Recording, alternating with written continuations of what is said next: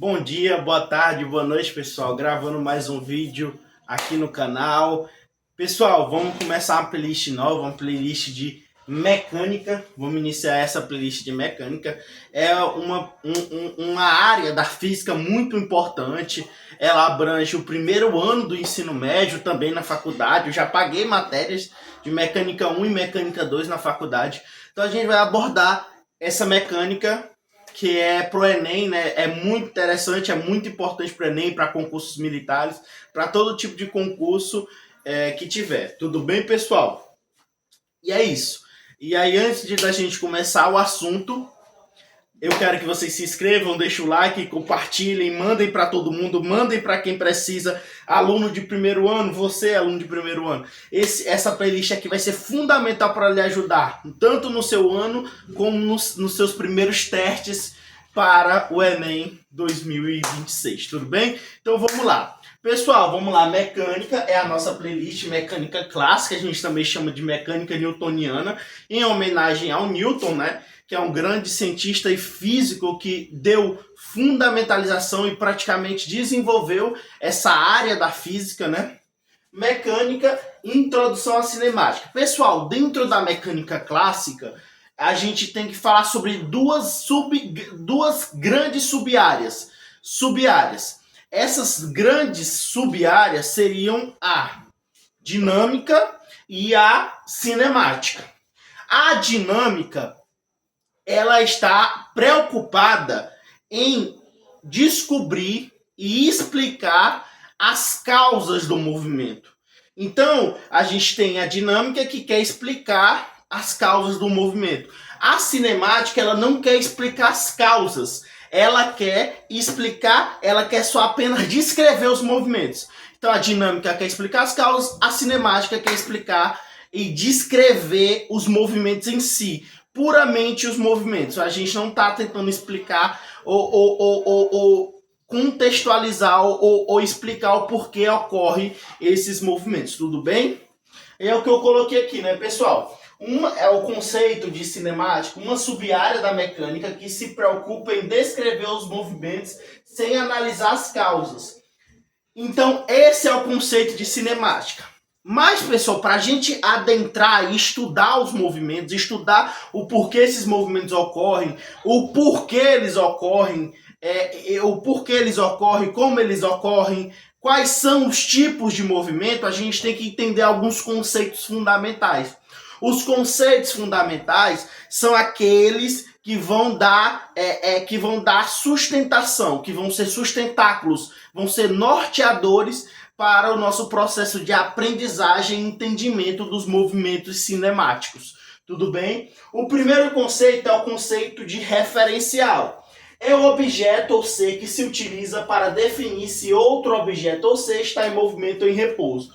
O referencial é aquele norte, é aquele mapa, é aquela bússola que vai me nortear e vai me dizer, vai me afirmar, vai justificar se um corpo está em movimento ou está em repouso. Pessoal, o que pode ser um referencial? Tudo pode ser um referencial. A minha mão, o meu corpo, um planeta, uma galáxia, um carro de brinquedo, um carro de verdade, uma garrafa d'água. Tudo isso pode ser referencial. Tudo que você quiser adotar é um referencial. Ou seja, o referencial, ele é aquele centro nervoso que orienta e diz e afirma o estado de movimento. E aí, lembrando, quando eu falo de estado de movimento está relacionado se aquele corpo está em movimento ou está em repouso. Então, estado de movimento é ou você está em movimento ou você está em repouso. E aí, já que a gente já discutiu sobre essa ideia de movimento ou repouso, vamos descobrir o que é. O que são movimento e repouso? O repouso é a distância para com o referencial não muda.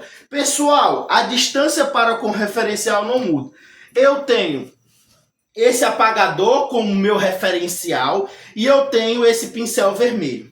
Esse é meu referencial, esse é o objeto que eu estou analisando. A distância do apagador para o pincel e do pincel para o apagador não está mudando. Se essa distância aqui não muda, pessoal, a gente diz que esse cara em relação a esse cara, em relação a esse referencial, não está mudando. A distância não está mudando para com o referencial.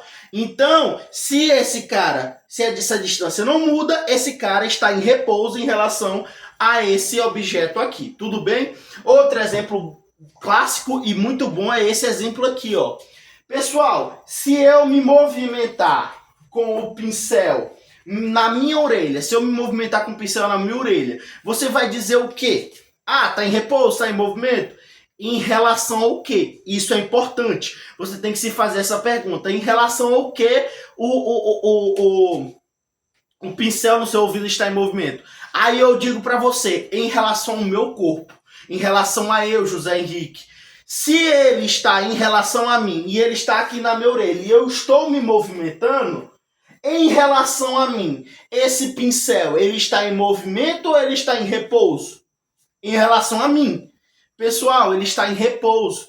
Porque, ó, ele não está se distanciando de mim, ele não está se afastando de mim. Mesmo eu em movimento, ele ainda continua na mesma posição. Ele continua na mesma distância, ele continua no mesmo lugar. Então, em relação a mim, ele está em repouso.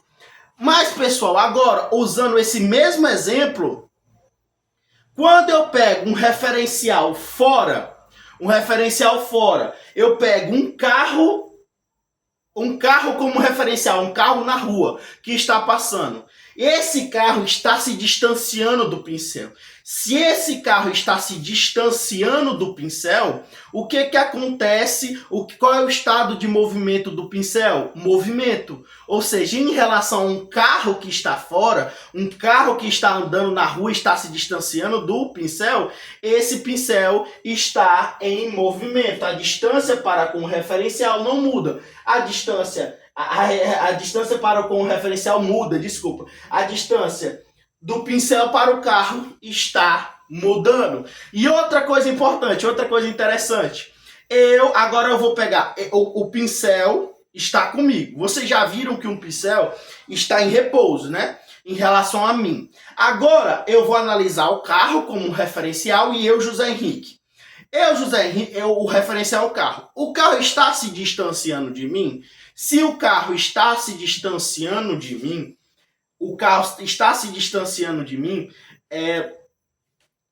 o que acontece? Se o meu referencial está distanciando de mim, eu estou em movimento em relação ao carro.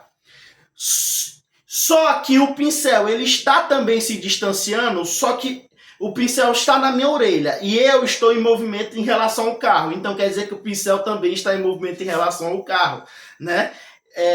Em relação a mim ele está parado, mas em relação ao carro ele está em movimento. E isso é relativo, né, pessoal? Essa questão do referencial. Por isso, você sempre tem que perguntar em relação ao quê? Em relação a qual referencial? Depende de quê? Depende de qual referencial você está adotando, tudo bem? Essa é a jogada entre repouso, referencial e movimento. Outro conceito importante, trajetória. É o caminho descrito pelo móvel ao longo do movimento. Pessoal, o que é uma trajetória? É o caminho, pessoal. É o caminho que aquele objeto vai percorrer durante aquele percurso inteiro. Durante aquela corrida, vamos dizer. Dois exemplos bem simples. Eu tenho um trem que vai sair da cidade A e vai para a cidade B. Esse trem, ele vai percorrer uma certa distância. Só que essa distância ela já está com trilhos. Esse trilho vai nortear, vai direcionar, vai levar o trem para a cidade B. Então ele sai da cidade A, cidade B, percorrendo uma distância de trilhos. Esse trilho, que é já totalmente posicionado no caminho certo, é a trajetória, ou seja, o trem vai ter que correr aquela trajetória trilhada para chegar na cidade B. Outro exemplo, o maratonista. O maratonista que tem que percorrer uma trajetória, que tem que sair do ponto inicial até o ponto de chegada para vencer a corrida. Então ele tem que percorrer uma trajetória, um percurso, um caminho. Isso é o que a gente chama de trajetória.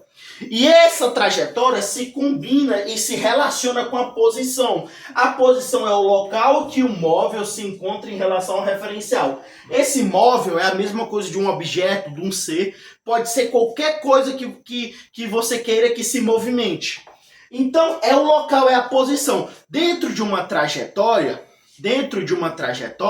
pegando o exemplo do maratonista, naquele percurso, naquela trajetória, vai ter pontos exatos ali que o maratonista vai ter que parar, vai desacelerar, ele pode beber uma água. Então, esses pontos localizados dentro da trajetória e que estão a uma certa distância do início, que é o referencial. Qual é o referencial, pessoal? O referencial inicial é a saída, né? Da onde ele sai. Da onde ele sai é o referencial. Do trem é a cidade A. Então ali é o referencial, ele está se distanciando. Então essas posições que o maratonista vai ocupar são as posições, os locais, desculpa, pelo erro de português, que ele vai estar em relação ao referencial. Então essa é a posição dele, pessoal. Aí os outros dois conceitos que são importantes, que são ponto material, o objeto ou ser com dimensões desprezíveis. Aqui, pessoal, quando a gente quer analisar um movimento, a gente também tem que levar em consideração alguns fatores. Quais são os fatores? Massa, tamanho, largura, comprimento, vários fatores. Pessoal, imagine o seguinte cenário. Tudo bem? Desculpa aí. Pelo seguinte cenário, pessoal. O seguinte cenário é, eu aqui estou na minha cidade, que eu estou em Luiz Correia. Eu vou para Teresina, eu sou do Piauí, gente. Eu vou de Luiz Correia para Teresina, de Luiz Correia para a capital do Piauí. Eu vou percorrer uma grande BR, uma grande estrada. Eu tenho o meu carro, não importa qual é o tamanho do meu carro, não importa qual é o tamanho, qual é a massa dele. Eu vou percorrer essa grande estrada. Pessoal, quando eu pego como referência essa grande estrada, importa o tamanho do meu carro? Importa a massa do meu carro? Importa a altura do meu carro? Não importa, pessoal. O que vai importar é a sua velocidade, é o seu deslocamento, é quanto de gasolina você vai gastar. Altura, massa, tamanho, comprimento, isso não importa, porque o referencial, a avenida é muito grande e esses fatores não vão fazer efeito, não vão alterar o movimento, não vão alterar as características, não vão mudar os valores dos movimentos, do movimento que está acontecendo, né? Não vai interferir naquele sistema físico. Tudo bem? Agora, pessoal, se eu tenho um carro numa garagem, o tamanho do carro importa? Importa. A massa do carro importa? A massa do carro importa.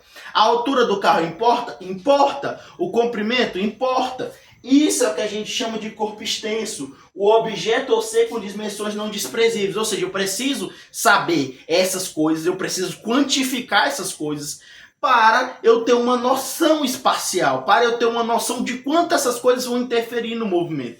Então, corpos extensos, como um carro numa garagem, como o Sol, a massa do Sol, através de uma interação gravitacional com a Terra, isso interfere no movimento do planeta Terra.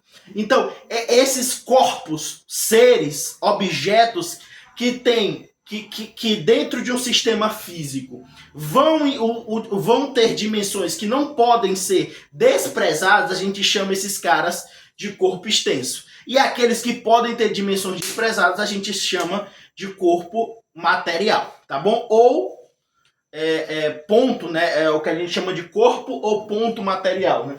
Pode ser ponto material ou corpo material, tudo bem? É isso, pessoal. Essa foi a aula, essa foi a introdução à cinemática. A gente vai continuar essa cinemática escalar, né? Também existe a cinemática vetorial. Depois a gente vai conversar sobre isso. Então, pessoal, é isso. A gente finalizando esse vídeo. Obrigado. Bom dia, boa tarde, boa noite. Se inscreve, dá o like, compartilha. E é isso aí, pessoal.